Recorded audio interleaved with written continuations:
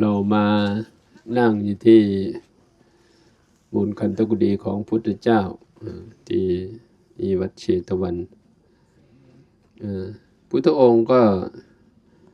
อยู่ที่กุฏินี้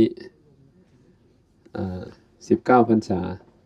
9 พรรษาพระองค์ก็ได้แสดงธรรมเทศนามากมายหลายพันธรรมเทศนาหนึ่งในนั้นก็คือมงคล38 ประการที่เราได้สวดได้สาธยายอันนั้นก็ถือว่าวันนี้ก็เป็นวันที่5 เดือนธันวาเดือนมกรา2569เราได้มาสัมผัสมีบรรยากาศในวัดเชตวันในครั้งก่อนก็มีพระเจ้าพระสงฆ์มากมายที่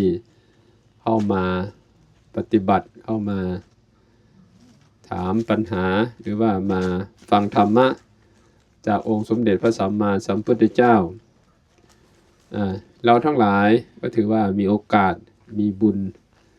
ได้เดินทางมาได้นั่งในที่พระองค์ได้อยู่จำพรรษาถึง19 พรรษาหรือ19 ปีอันนั้นก็ถือว่าเป็นวัดที่มีความยิ่งใหญ่ในหลักการ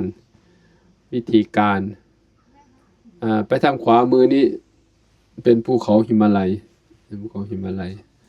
ฉะนั้นภูเขาหิมาลัยมันละลายก็เลยหมอกกระจุยกระจายมาทางนี้ฉะนั้นก็ถือว่าเราได้มาสถานที่เราก็จะได้บูชาสักการะนะทุกท่านได้